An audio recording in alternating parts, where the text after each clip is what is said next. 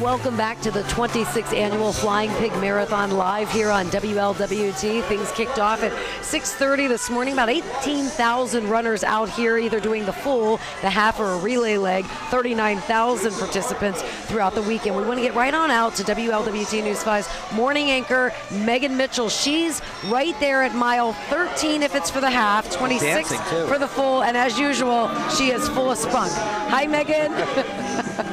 Hey, Cherie. Hey, Mike. Let me tell you, we got Mercy McCauley.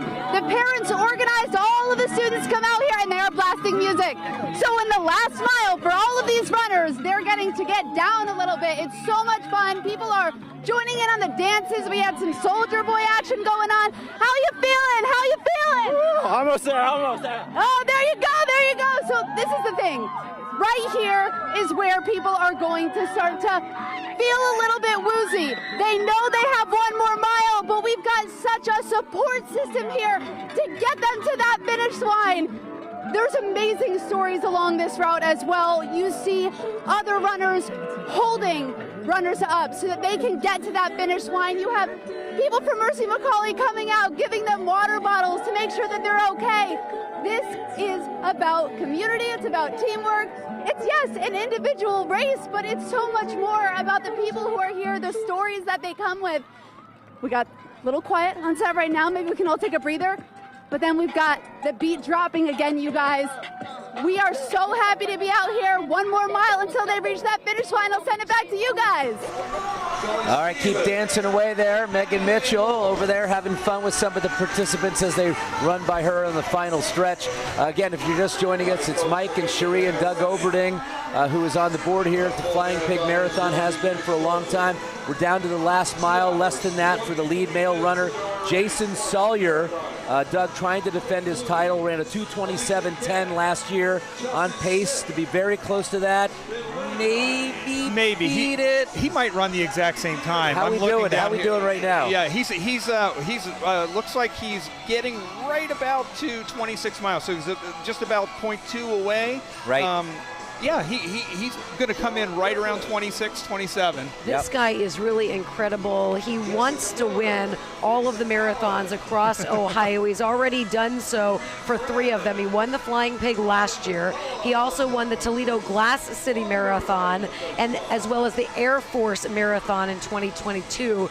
He is just one of those elite runners, and we saw him in the beginning. It looked like he was neck and neck with another runner, Adam Euchler, who was from Hudson, Ohio. But all of a sudden, he dusted him, and he should be coming in here in the next couple of minutes. Yeah, next couple of minutes. Just looking down here, he's right about 2:24 right now, so he should be in here in 2 to 3 minutes, I'm guessing.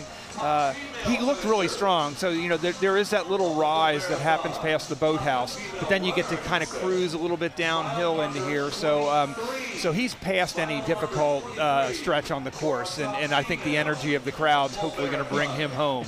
Well, as we wait for Jason Salyer to cross the finish line, Doug, one thing I'm seeing, the folks at home are watching people running with pig ears here and all these funny T-shirts, but I'm seeing a line of people behind our broadcast area with cameras, and you could see the faces, concerned faces, some of them, happy faces, others waiting for their loved ones to cross the finish line.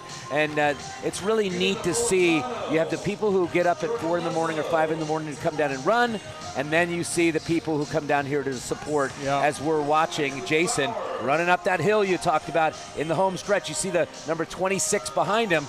Obviously, that's 26 miles, and we have 0.2 of a mile to go. So Jason Salyer is 33. He's from Tip City. He's returning again as the full marathon, defending his 2023 title, where he is going to win it 2 years in a row here. This is a guy who's a graduate of Bowling Green State University, and again, a past champion of 2 other Ohio races as well. And so we're waiting for him to cross the finish line, and let's listen in.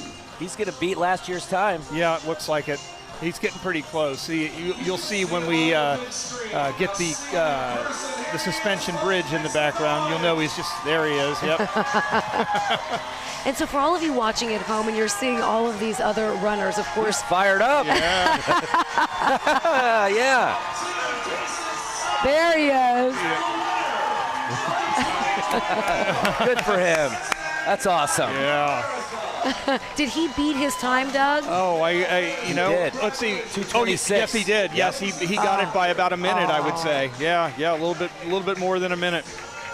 And you see the emotion, and nobody knows until you interview him. Nobody knows what's gone on in the last year and why he's so emotional. Is it that you just won 2 in a row and that's all it is, or is there something else that happened? You know, guys like, he trains a lot. He's very competitive. I'm sure when he comes to the starting line, he wants to win the race. Right. And I'm sure part of what he's feeling right there is he just won a race in very difficult conditions. And you don't know who you're running against. You don't know who's going to be out there.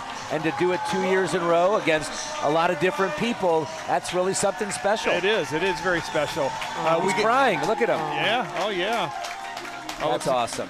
You saw him. Oh, there we go. And that's the runner-up that you see. They're such great sportsmen here. That's Adam Ugler from Hudson, Ohio. He was hoping to win this race, but boy, 30 seconds really can make the difference, right? So we're watching Jason walk over here to our reporter and anchor, Ashley Kirkland. She's going to join us live. Hi there, Ashley. Hi, guys. He is here, Jason Salyer. You just crossed the finish line. You defended your title, but you also beat your time. How does it feel? Oh, I'm so exhausted. This heat and humidity is rough. This is a big redemption race for me. I ran at the Olympic trials and I had a DNF. It did not finish, and so I questioned myself. I questioned my ability after that race. I had to power through a lot of mental struggles these last 3 months, but I still had a belief in myself that I could still accomplish things at a high level, and I did that today. You were so emotional and so thrilled when you crossed that finish line. What's making you emotional right now? I just worked so hard, and I sacrificed a lot, and because I work so hard, that takes away quality time that I can spend with other people like my wife. My wife's out here supporting me today, and I appreciate her. There's so many people that I could thank, and I'm emotional because I feel like I've reached my potential, and this has been a long journey of mine. And it wasn't any easier out here today with these weather conditions. A lot different than when I talked to you last year, and it was pouring down, raining. This year, it was hot. What was your mental capacity like out there as you were running to just keep going and keep finishing? Yeah, I knew I had to go out conservatively in the first half. You got to treat the first half marathon kind of like a warm-up almost.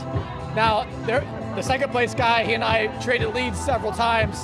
I've never raced him before, so I knew he's a fast guy, but I didn't know how it would go in the end. But we traded off leads, and ultimately my strength enabled me to win today. Last year, your family was here with you. Who's out there supporting you across that finish line today? Lots of people here, a lot of people supporting me outside of here as well. My dad, my mom, my stepdad, my wife, my dog Ozzy, my brother Michael, my uncle Steve, and so many other people.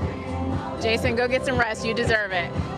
Congratulations, Jason Salyer of Tip City, Ohio, defending his title, crossing that finish line, also really competing against himself because he bested his time by a little bit over a minute, guys, from last year. I'll send it back to you, Mike and Cherie, from the Winner's Circle. Ashley Kirkland, WLWT News 5.